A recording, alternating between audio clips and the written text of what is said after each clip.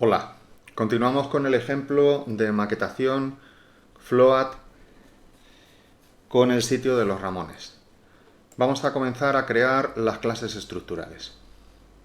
En primer lugar, habíamos dicho que teníamos unos elementos de ancho total que ocupaban el 100%. Luego tenemos unas cajas que tienen una anchura limitada, que son las filas, que tienen una anchura limitada, y luego tenemos dentro de esas filas los elementos que fluyen horizontalmente, que en algunos casos ocupan 1/3, en otros casos ocupan 2/3 y en otros casos ocupan 1/2. Todos los elementos van a estar sin márgenes y las separaciones las vamos a controlar con padding de 20 píxeles. Bien, vamos a ir creando estas características. Voy a poner un comentario en el texto para indicar el contenido de las siguientes reglas.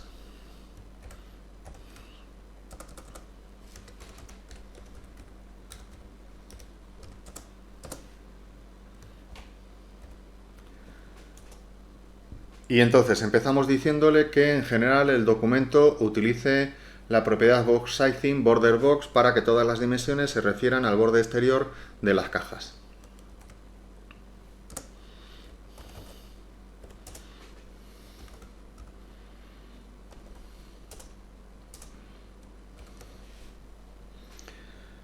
A continuación voy a decirle que el body no tenga márgenes para que cuando nosotros le pongamos las dimensiones a las cajas efectivamente lleguen hasta el borde del navegador.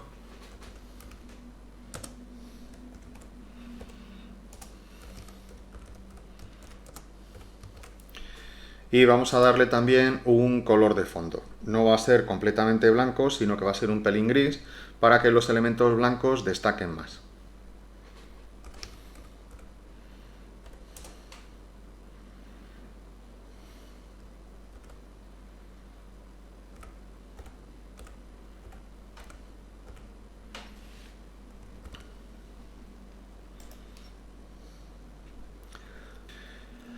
Bien, a continuación voy a empezar a aplicar las clases a los elementos del HTML. Voy a ir diciéndole a cada uno de ellos el tipo de clase que le corresponde para que luego cuando vaya definiendo las reglas de esas clases efectivamente podamos empezar a apreciarlo. El elemento nav será un elemento de ancho total. Tendrá la clase ancho total.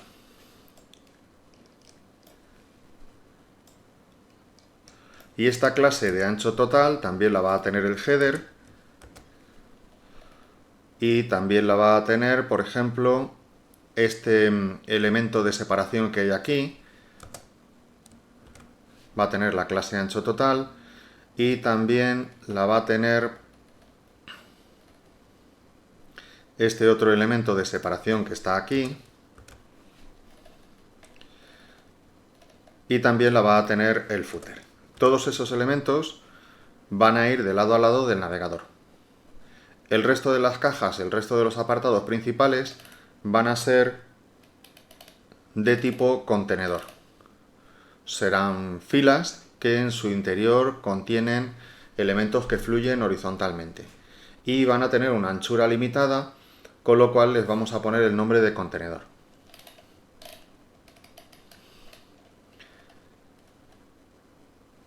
Este elemento va a tener la clase contenedor y esta misma clase contenedor se la vamos a aplicar a este apartado que está aquí y también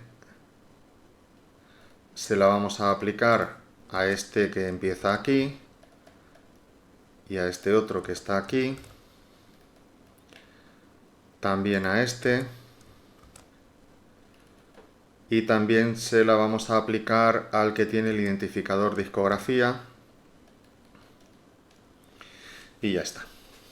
Dentro de esos contenedores los elementos fluirán horizontalmente, los contenedores en este caso son las filas de nuestra maquetación y en su interior los elementos fluyen horizontalmente. Algunos ocuparán un tercio, otros ocupan la mitad y otros ocupan 2/3. Por ejemplo, en la parte inferior, en el apartado de discografía, esta caja ocupará una mitad, por tanto le ponemos la clase mitad, copiamos esa clase y se la aplicamos también a este elemento que está a continuación. Dentro de este contenedor tendremos, por tanto, una caja que ocupará la mitad y otra caja que ocupará la otra mitad. En el contenedor anterior, en este contenedor tenemos 3 elementos. 1, 2 y 3. Y entonces cada uno de ellos ocupará un tercio. Les vamos a poner la clase tercio 1. Un tercio. Las clases no pueden comenzar con números, pues entonces le ponemos tercio 1. También esta será de un tercio y también esta será de un tercio.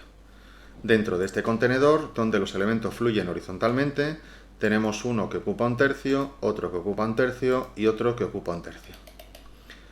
Un poco más arriba tenemos otro contenedor y aquí tenemos 2 elementos. Uno que también ocupa un tercio y otro que ocupa 2/3. Le vamos a poner la clase tercio 2. La clase tercio 2.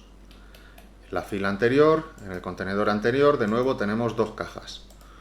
Una que ocupa un tercio, esta de la imagen, y otra que ocupa 2/3, esta del texto. En la fila anterior, en el contenedor anterior, aquí está el contenedor, tenemos otra caja con imagen que ocupa un tercio y otra caja con texto que ocupa 2/3. Esta es de ancho total, esta es de tipo contenedor y de nuevo tenemos 2 cajas. Un vídeo que ocupa 2/3 y un texto que ocupa un tercio. Bien, y todas las cajas principales, todas las cajas estructurales ya tienen aplicadas sus clases. A continuación lo que vamos a hacer es definir las características de esas clases. En la hoja de estilos empezamos definiendo las características de las cajas de ancho total.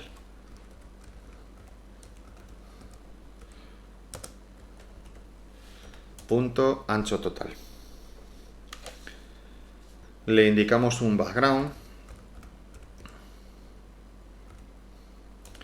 que en principio voy a ponerlo gris, aunque después a cada uno de esos apartados le pondremos una imagen de fondo concreta.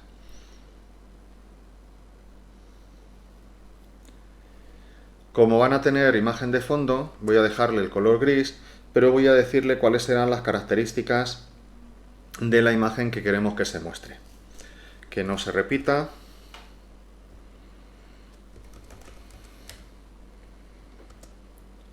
que esté alineada a la parte superior y centrada horizontalmente. Y en el background size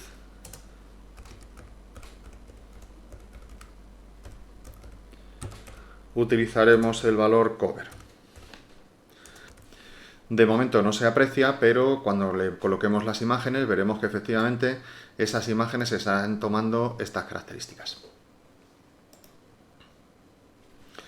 Vamos a decirle que el color de la letra sea blanco.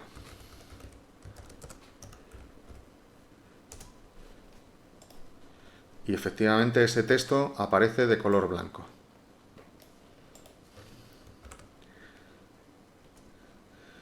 Y como estará superpuesto por encima de una imagen de fondo, en algunas ocasiones ese color blanco puede que no se vea bien.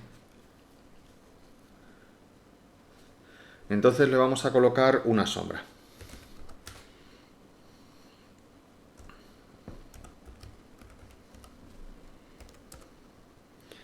De 0 píxeles en horizontal, de 2 píxeles en vertical, con un desenfoque de 6 píxeles y que sea negra.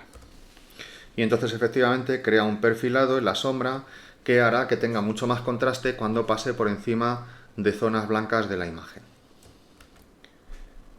Y en general a esta caja le vamos a decir que tenga un padding para que los textos no estén pegados a los bordes.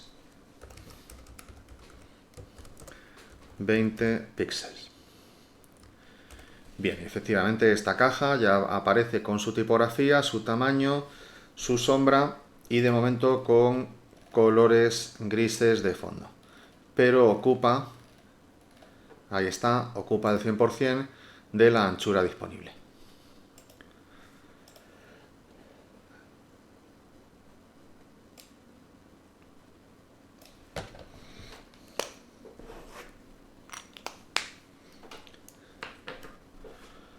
Continuamos con el elemento contenedor. El elemento contenedor es la fila donde vamos a meter los elementos que fluyen horizontalmente. Esa fila además tiene limitada una anchura. Le vamos a poner inicialmente una anchura fija, pero después lo cambiaremos para que esa anchura también sea flexible. A los elementos de la clase contenedor les ponemos un width de 1200 píxeles. Y les voy a poner un margin que verticalmente sea de 0 y horizontalmente sea auto. De tal modo que ese contenedor que tiene 1200 píxeles de anchura reparta el espacio sobrante a ambos lados y su contenido por tanto quede centrado. Podemos empezar a apreciarlo en los párrafos. Como esta caja contenedor es la fila donde van a ir fluyendo los elementos horizontalmente, debe llevar la propiedad overflow hidden. Overflow con el valor hidden, para que el navegador entienda correctamente la altura de los elementos que contiene y no cruce los elementos de una fila con los elementos de otra fila. Ahora vamos a empezar a decirle cómo han de ser los elementos que fluyen horizontalmente dentro de esa fila, dentro de ese contenedor. Teníamos unos elementos que se llamaban mitad, otro que se llamaba tercio 1 y otro que se llamaba tercio 2. El elemento mitad debe tener un float left, es decir, debe fluir horizontalmente, debe ocupar una anchura del 50%, un width del 50% y debe tener un padding, esto ya debería ser visible en algún lugar. Sí, efectivamente aquí estamos viendo que esta caja ya está ocupando el 50% y deberían tener un padding de 20 píxeles. No tienen margen, sino que las separaciones las vamos a controlar con los padding y efectivamente vemos un hueco de separación entre una caja y otra. De este mismo modo vamos a crear el elemento tercio 1,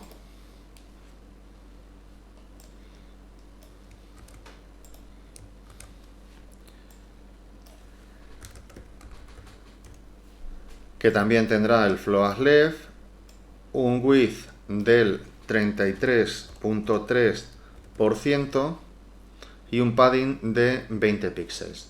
Y entonces había elementos por ahí que ocupaban un tercio y entonces efectivamente los textos empiezan a ajustarse. Bien, todavía no se parece mucho, pero se irá apareciendo. Y también creamos la clase tercio 2, en la que también los elementos fluyen horizontalmente, ocupan 2 tercios, es decir, un 66.6%, y tienen un padding de 20 píxeles.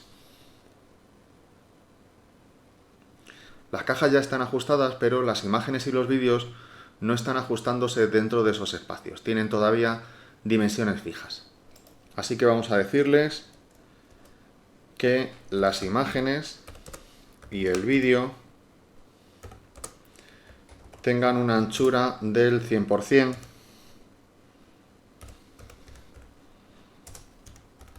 es decir, que estén adaptados al espacio de la caja donde les corresponde estar. Y vamos a decirle por defecto que todas esas imágenes tengan un redondeo en las esquinas de 5 píxeles.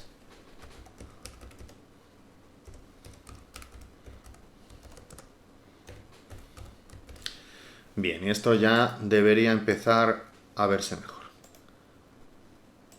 Efectivamente, empezamos a notar la estructura. Tenemos un elemento de ancho completo aquí tenemos una fila del contenedor, un elemento de 2/3, un elemento de 1/3, aquí otro elemento de ancho completo, aquí tenemos otro elemento de contenedor, que es una fila en la que tenemos un elemento de 1/3 y otro de 2/3, 2/3, 1/3, y fijaros que aunque quedan huecos por aquí, los elementos que están debajo han respetado las filas y no se han metido dentro de estos huecos. Así tampoco se ha metido este elemento dentro de este hueco que quedaba por encima. Estos otros elementos efectivamente ocupan 1/3 cada uno de ellos, este es el de ancho completo y estos son los elementos de mitad. Y el pie de página que ocupa el ancho completo. Continuando con las imágenes, vamos a decirle que estas imágenes que están aquí tengan una clase que va a ser la clase redonda, porque le vamos a decir que tengan un border radius del 50%. Buscamos las imágenes.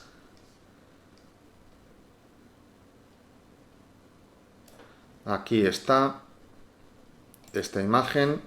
Le voy a poner la clase redonda. Y esta misma clase se la voy a poner también a la imagen de Didi y a la imagen de Johnny. Y entonces vamos a decirle que esas imágenes deben tener un redondeo del 50%. Punto redonda.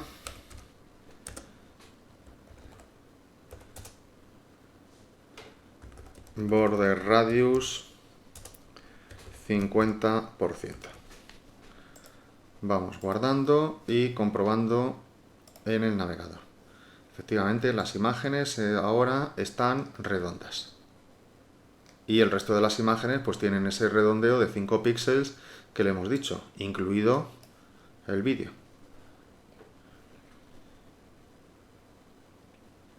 Muy bien, lo dejamos aquí de momento. Y en el siguiente vídeo iremos empezando a aplicarle propiedades particulares a cada uno de los elementos.